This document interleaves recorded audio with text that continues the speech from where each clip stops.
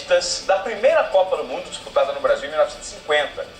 Elas foram descobertas por dois cineastas uruguaios que acabam de lançar um documentário sobre aquele Mundial. Nós fomos à pré-estreia do filme na última quarta-feira em Montevidéu, num estádio lotado. A torcida ovacionou o carrasco que calou o Maracanã.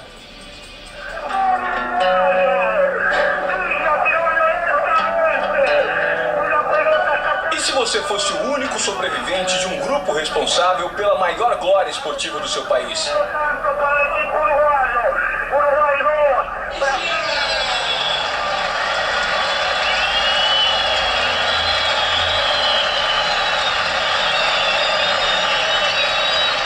Es el único sobreviviente de los 44 jugadores que integraban los planteles de Uruguay y Brasil. Es el que hizo el gol del siglo. Es el que hizo goles en los 4 partidos del Campeonato del Mundo. Alcides Didia, 87 anos de história. A vida de todo mundo é um roteiro, mas nem todas as vidas dariam um filme. A vida do uruguaio Didia é um filmaço. Começou a ser feito quando ele tinha apenas 23 anos. Diante de um Maracanã transbordando de gente, com mais de 200 mil pessoas no final da Copa do Mundo de 1950, entre Brasil e Uruguai.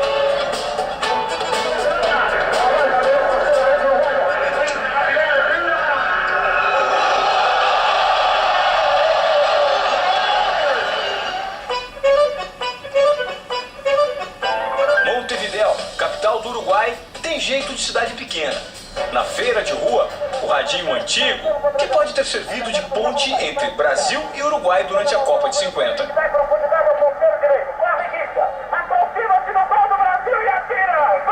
Naquele Mundial realizado no Brasil, o Uruguai foi o campeão, ao vencer a nossa seleção por 2-1 na final.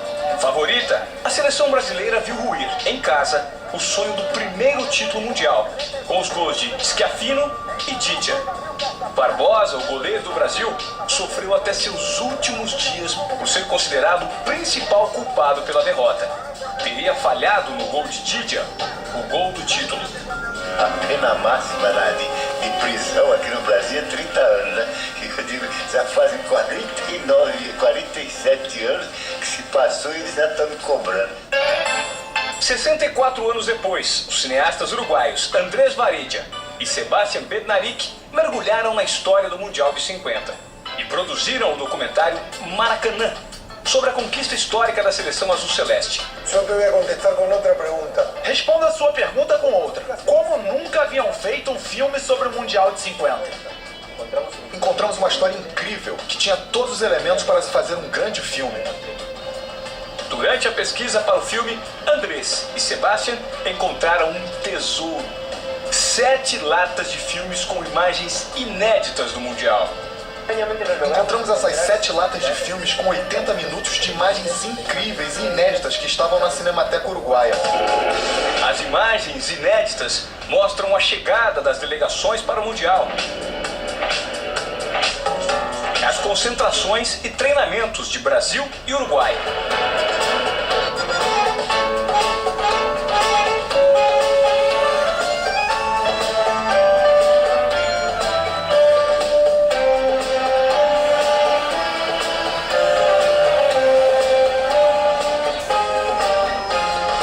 Jogos e gols da seleção brasileira na primeira fase.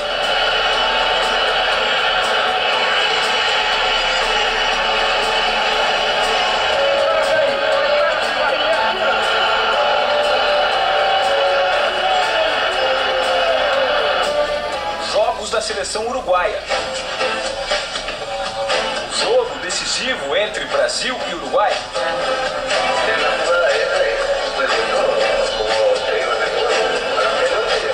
E a festa dos uruguaios na volta para casa.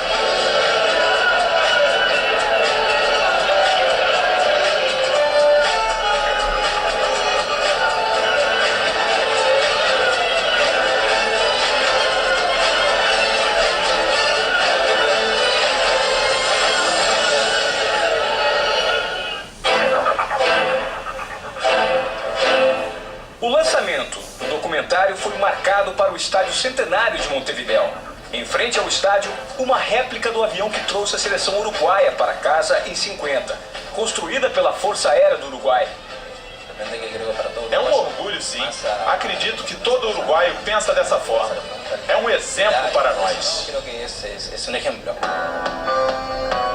Com o cair da noite, gente de todas as idades rumo ao centenário. O clima é de jogo de futebol. Para alguns, aliás, o clima é de outro século. Somos um país pequeno, com 3 milhões de habitantes. E é incrível a quantidade de bons jogadores que temos. Graças a Deus, não?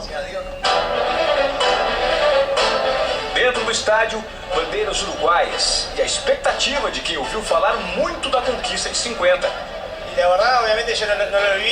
Não vivi aquilo, mas tenho familiares que me contam que foi algo épico. Foi muito emocionante para mim. Eu era muito jovem nessa época e era a primeira vez que eu integrava a seleção do Uruguai. O filme começa e o público reage como se a bola estivesse rolando de verdade.